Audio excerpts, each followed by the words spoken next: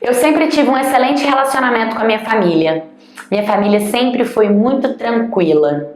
Apesar de que o meu pai, ele estava bem estressado, porque ele trabalhava no banco e por conta da pressão que ele sofria no banco, ele estava sempre muito nervoso. Aquilo estava fazendo tão mal para ele que desenvolveu até pressão alta, mesmo ele próximo das férias. Assim que meu pai entrou de férias, ele foi arrumar uma caixa d'água que ficava na casa da minha avó, que morava no mesmo condomínio que a gente. Ele foi e ele subiu no telhado. A minha avó, já com 80 anos, ela tinha um problema de surdez e não ouvia nada. Foi quando o meu pai caiu do telhado, 5 metros de altura, e simplesmente desmaiou. E a minha avó não ouviu nada. Quem viu foi uma criança que estava passando na hora. Essa criança foi na avó dele e falou: vovó, eu vi e tal, né? Aí a avó dele foi lá na casa da minha avó, bateu lá na casa da minha avó, e foi quando a minha avó chamou a minha mãe, as minhas tias, a mim e o vizinho, que era bombeiro. O vizinho foi lá dar os primeiros socorros e chamou a ambulância para o meu pai. O meu pai estava todo ensanguentado, dos pés à cabeça, a roupa, a maca, a cara, tava tudo. Quem foi com ele na ambulância foi a minha mãe, e ele foi levado para um hospital público. Quando nós chegamos lá no hospital, enquanto eu e minha mãe estávamos com ele, as minhas tias foram procurar os exames que tinham que ser feitos e correr atrás, né, do atendimento dele.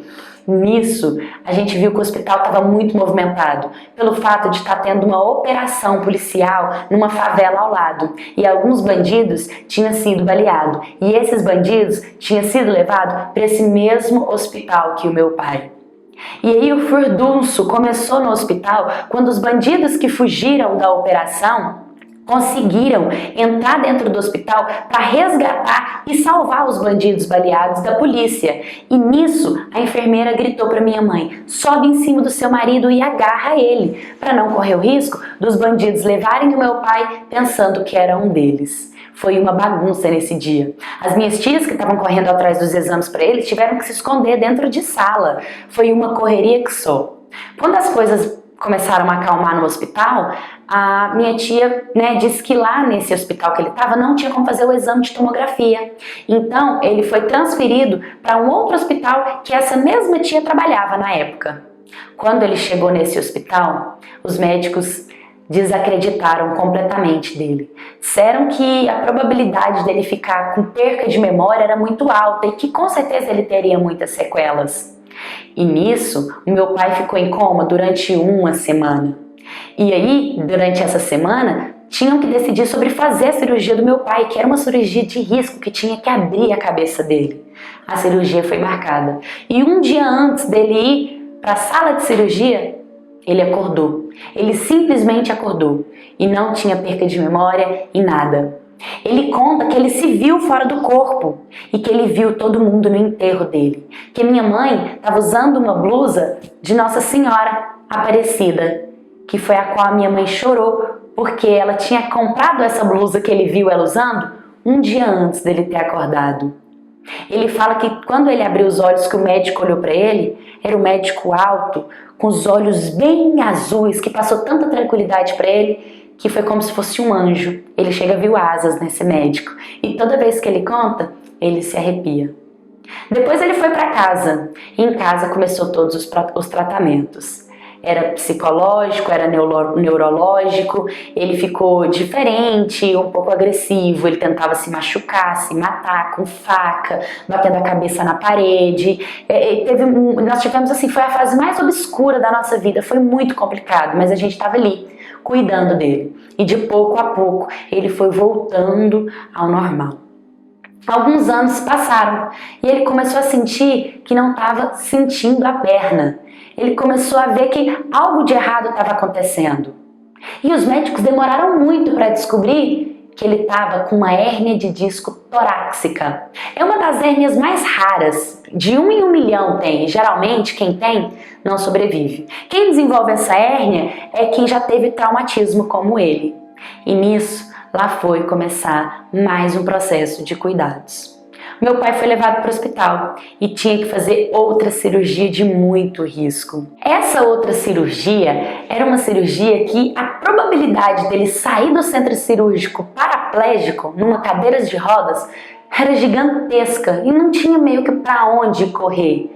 Tinham que cortar, tirar 2 costelas, tirar algumas partes do corpo. Ia ser uma cirurgia muito perigosa. Nisso, como não tinha o que fazer, ele fez a cirurgia. A cirurgia demorou 12 horas. E quando o médico apareceu na sala de espera, ele virou para minha mãe e disse: a cirurgia não foi um sucesso. Provavelmente ele não vai voltar a andar. Aquilo foi um choque pra gente, foi muito triste. Mas a gente continuou ali, firme. Até o meu pai acordar. E a gente foi visitá-lo. Quando a gente entrou na sala, meu pai estava mexendo as pernas. Era um milagre. Mais um milagre. A gente viu todo mundo chorando, o hospital inteiro chorando junto com ele, porque realmente era algo de Deus. É claro que com todos os tratamentos psicológicos ele continuou tomando remédios, tem que tomar remédios até hoje, é algo, para sempre. O psicólogo disse que ele ficaria com algumas sequelas no cérebro, assim como estresse ou algo do tipo. Tanto é que a cabeça dele era como se ele tivesse uma cabeça de um homem de 80 anos de idade. Mas vocês querem saber? Meu pai tá bem. Meu pai tá feliz. Meu pai anda, meu pai conversa, meu pai se alegra. E o que eu mais me impressiono é em como ele é positivo. Meu pai faz planos para o futuro. Meu pai voltou a ser aquele pai feliz. Engraçado, porque hoje eu tenho 27 anos de idade e quando eu passo por algum problema, eu sempre me inspiro nele, pelo fato dele ser um homem mais velho, que passou pela morte 2 vezes e tá ali sendo exemplo de felicidade, de positividade, de força, de coragem. Ele me inspira e eu venho contar essa história para vocês porque realmente é uma pessoa que superou todos os seus problemas e continua com um sorriso gigantesco no rosto. Tem coisa melhor do que você conviver com uma pessoa que quase morreu e que te inspira a viver? Pois é, eu tenho esse privilégio.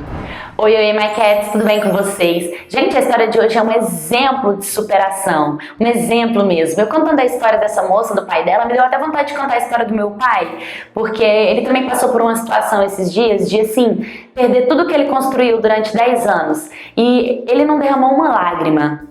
Então ele foi um exemplo assim de positividade, de capacidade, de força. Então eu entendo muito, eu me identifiquei demais com essa história. Graças a Deus ele não passou pelo processo de saúde, Mas é um grande exemplo ter uma pessoa ao nosso lado, entendeu? Que, digamos, quase morreu ou que perdeu tudo na vida e que continua sorrindo, lutando.